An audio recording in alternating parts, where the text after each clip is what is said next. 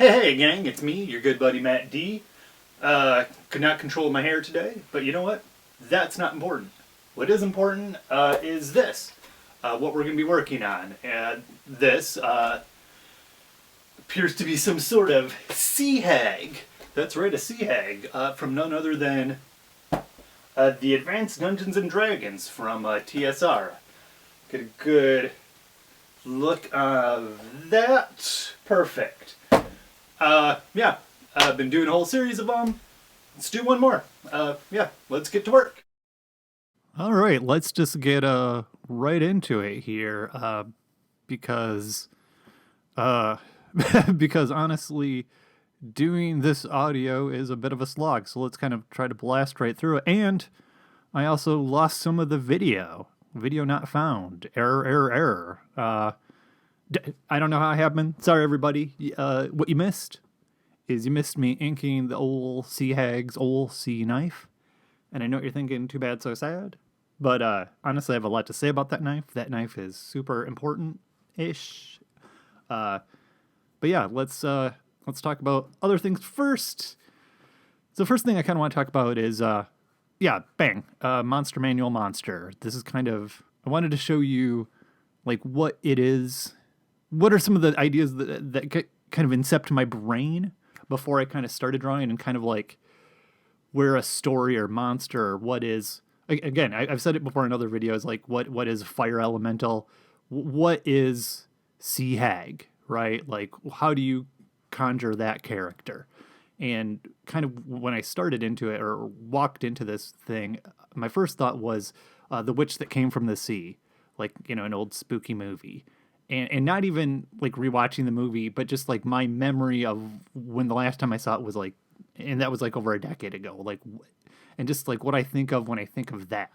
And then, like, as I said, this is like from a series of drawings, this is number 15. I thought I would do this a little bit more like one of my previous ones, the Hellhound. Check it out on my Instagram if you so please. And it would be a lot darker and a lot, not necessarily more atmospheric, but a lot more blocked in by shadows, like maybe a lot more mysterious, right?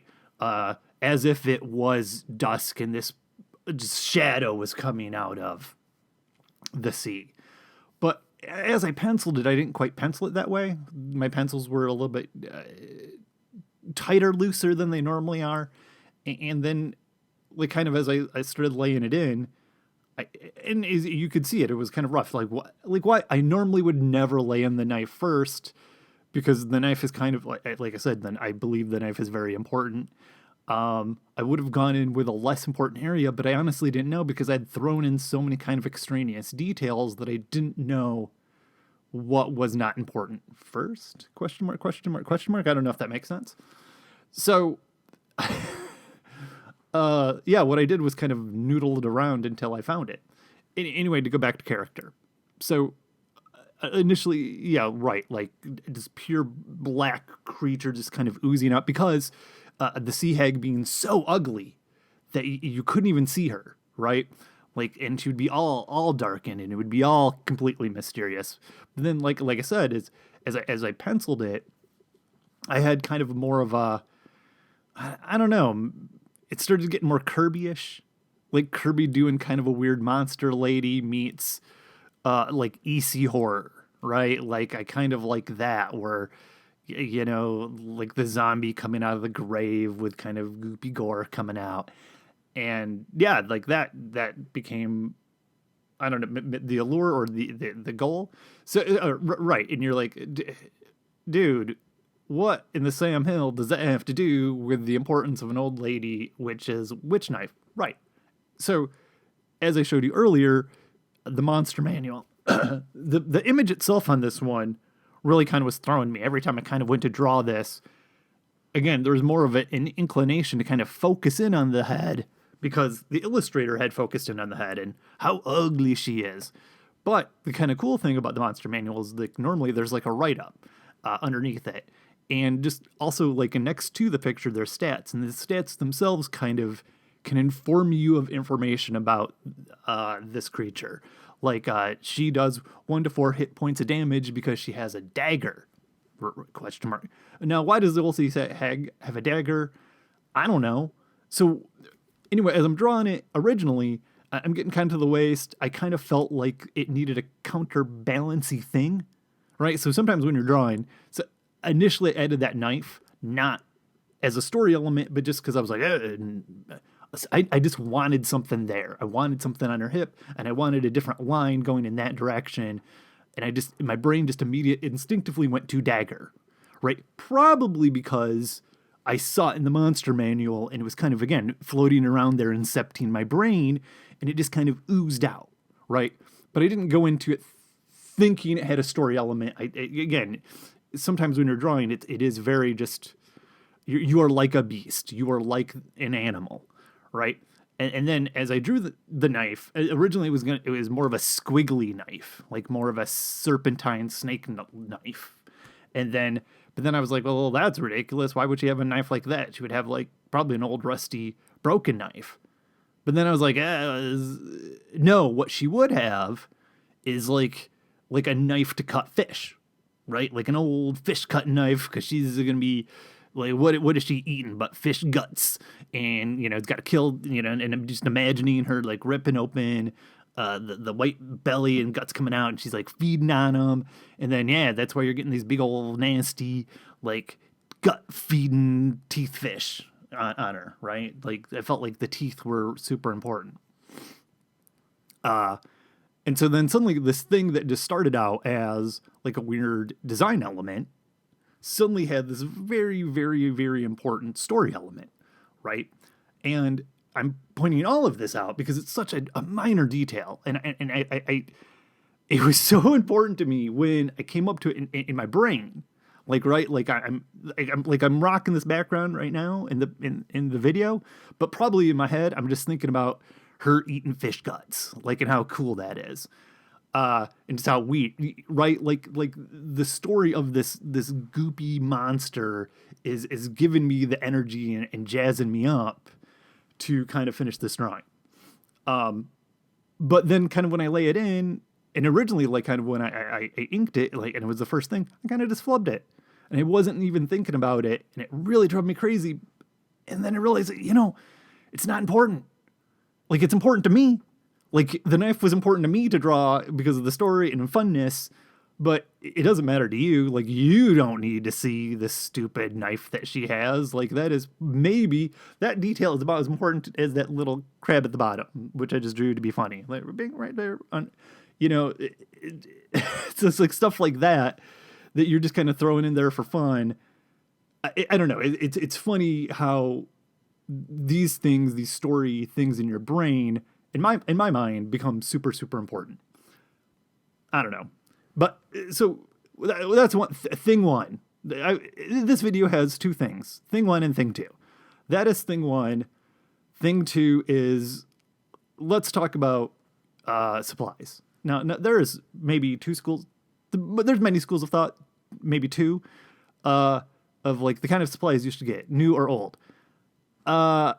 Sure, if you're a millionaire, you can constantly get new supplies. I'm always kind of rocking these old ones, largely because I don't realize they've gotten old until they are so beyond old that I should have thrown them away 10 years ago. So I'm literally did almost 95% of this drawing with one pen there, and that is this old chisel-y 0.3 micron.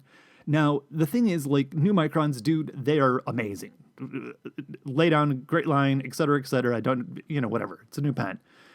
Old ones have this weird quality, though, that, like, okay, look at this background, right? Like, the background that I'm laying in right now, you can only get with kind of an old micron. Like, it has this kind of stipply feel. And what I dig is, like, this whole...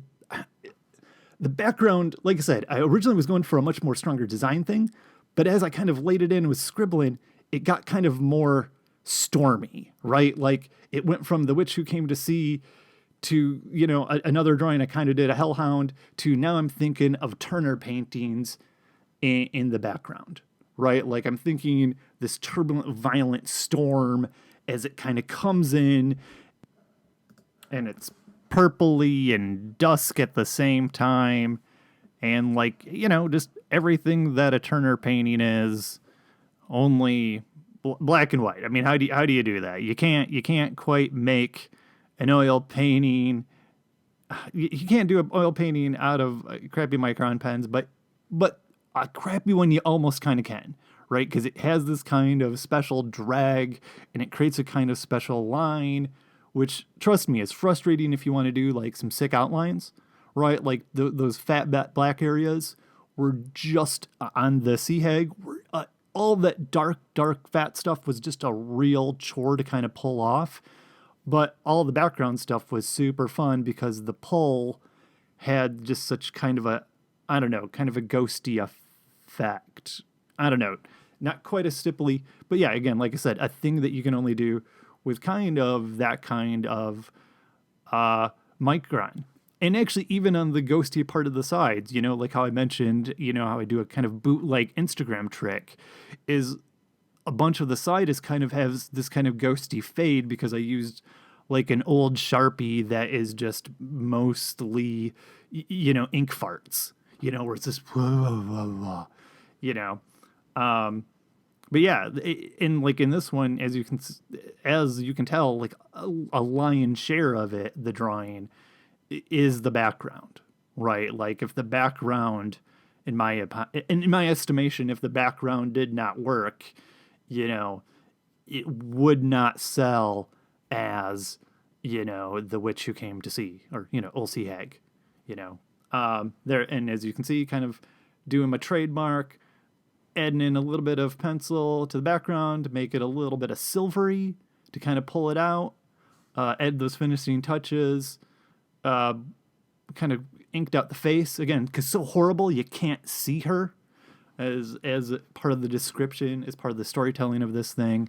Yeah, and as kind of just laying in these like last finishing touches, add some stippling to the rocks to make that different. Again, like some of that is adding like textures to separate the different things, right? They separate the rocks from the human, from the water, from the sky, to pull this rock out from that rock. That's why like that one rock at the bottom has all that kind of crustacean, right? Like, so like that rock immediately pulls that out from the rock in front of it and also separates it from the witch itself. Also adds like a little something, right? Like all of that is just almost kind of design nonsense. Not that these things don't tell the story, because they definitely do, but it's almost all for the benefit to get that kind of diorama effect, which I think is so crucial in inking. Anyway, we're wrapping it up now, and then bam, there it is. Perfect. And there you and there you have it. And there